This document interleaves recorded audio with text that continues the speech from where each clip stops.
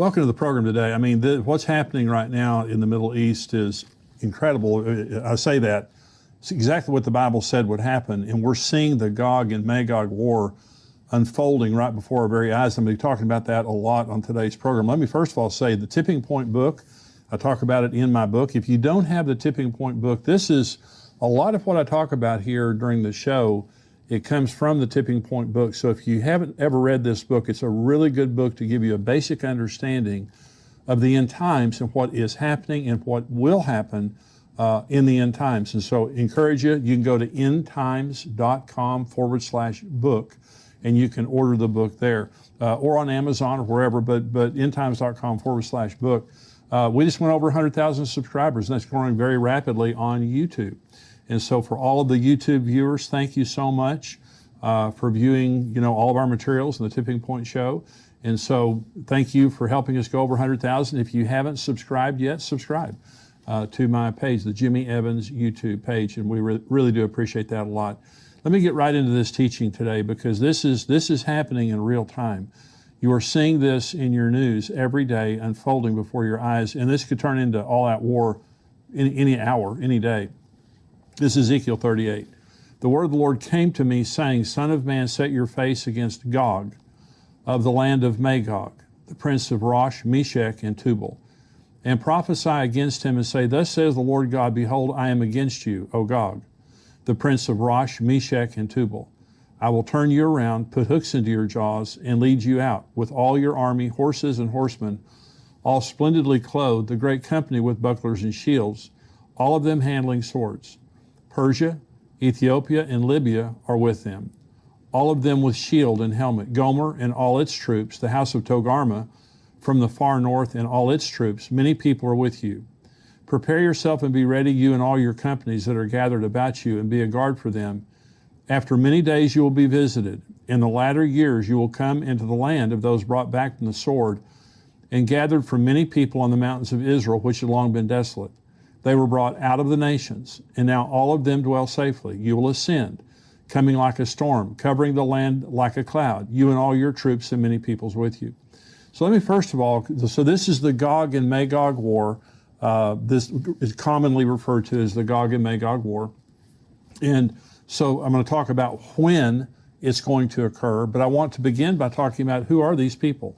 Who are these nations that God is referring to? Well, Gog is a person. Magog is the land of Gog. And so he begins by addressing, this is mainly addressed to Gog. And it says, you're the prince of Rosh, Meshech, and Tubal. So Gog is a very, very powerful nation, very powerful person. I believe it's Russia.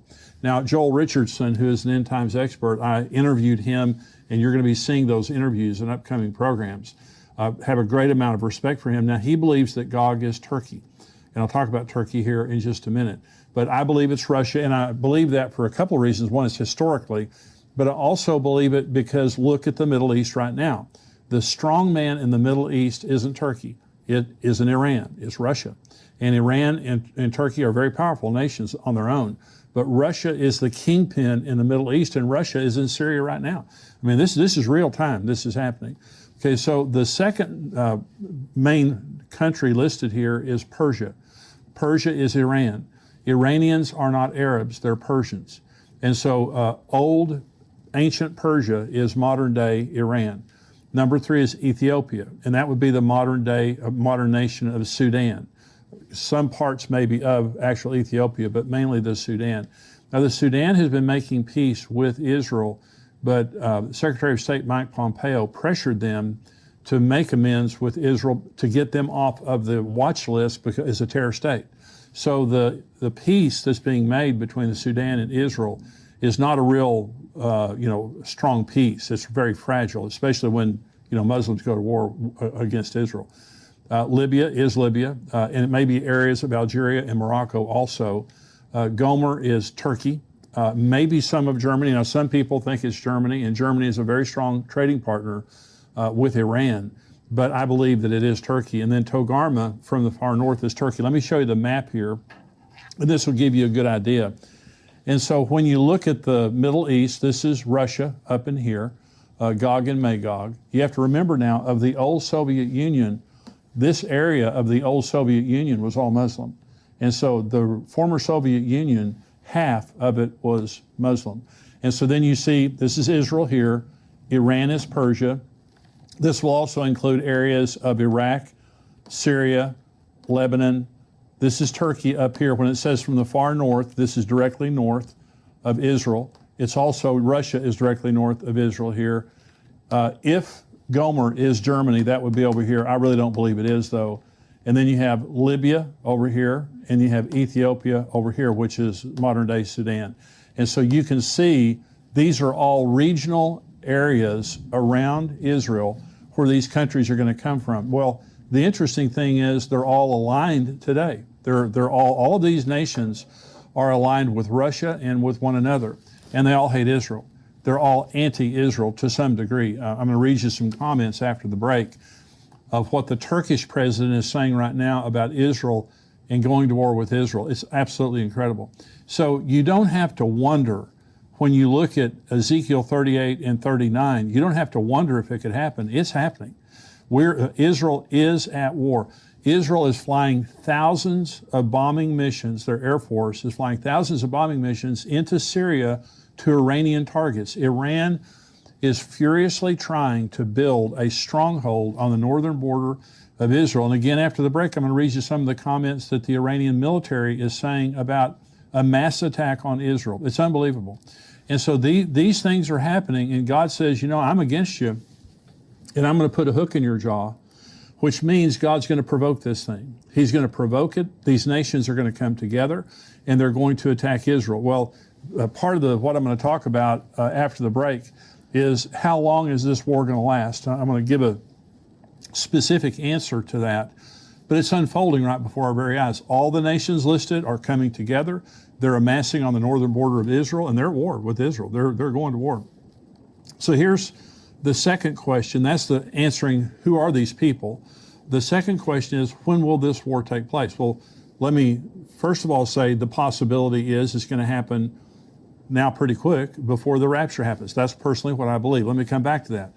Another possibility is it will happen at the end of the tribulation. Okay, a lot of people believe that Armageddon is the Gog and Magog war. It is not. Let me tell you why.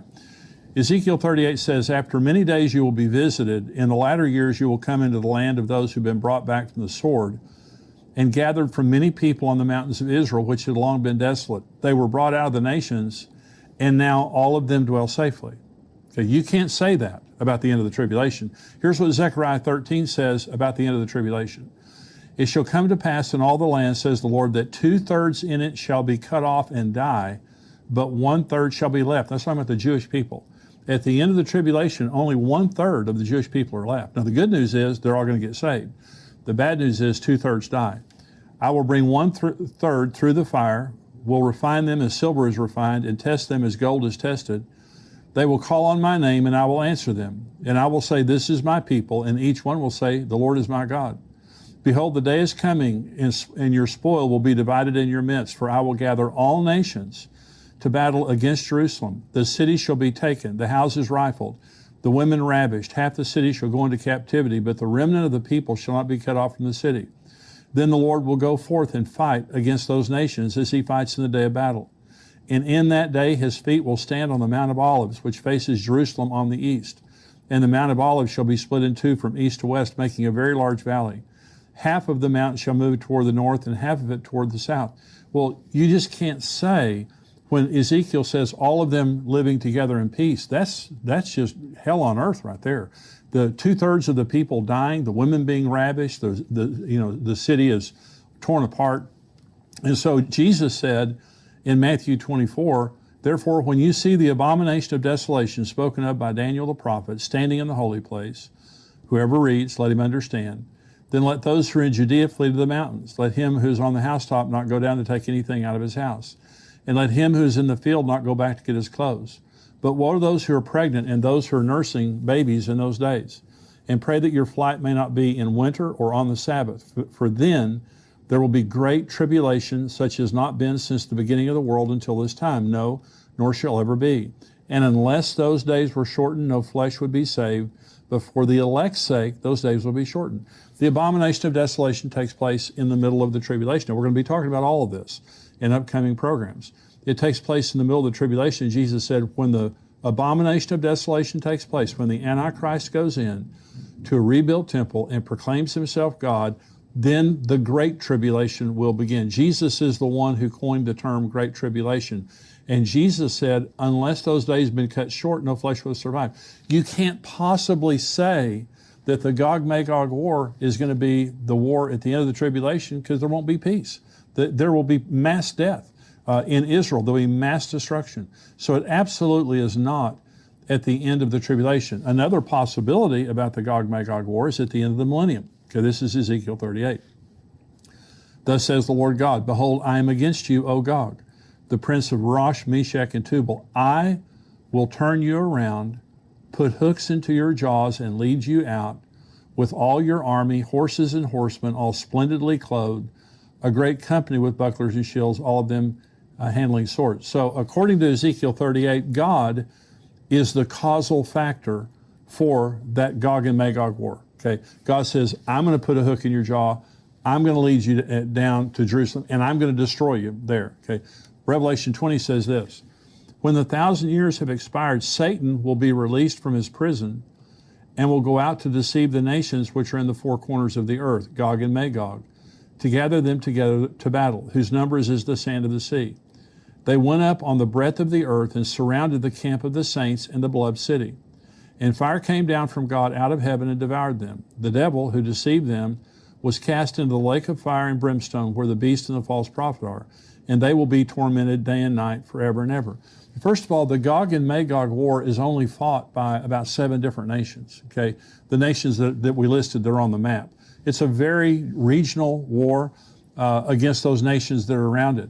According to Revelation 20, it's all the nations of the world, from the 4 corners of the world, and Satan is the causal factor.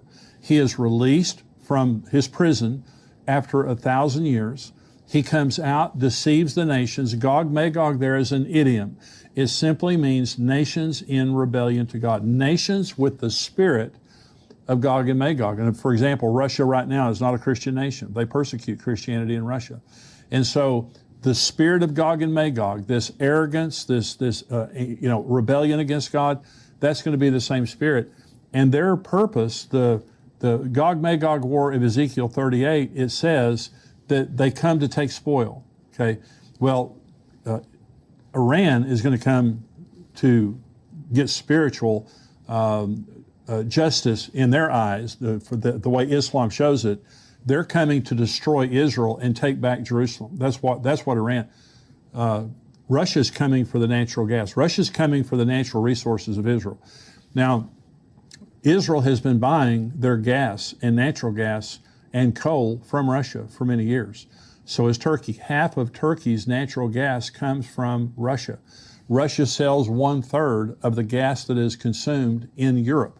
And everyone knows that Russia's a bully. When you're depending on Russia, they'll hold it over your head. They'll cut off your gas supply if you do something to make them mad. Well, now Israel, they have discovered 30 trillion metric yards of natural gas in Israel off the Mediterranean. And they're discovering more all the time. This is way more natural gas than Israel could ever consume. So they're building a pipeline through Cyprus and Greece, Italy, to supply Europe with Israeli natural gas, which is a huge economic boon to Israel. But they're a direct competitor now with Russia in the gas business and energy business in Europe, and which is a huge blessing. By the way, Egypt is buying their gas from Israel now. Jordan is going to buy their gas from Israel.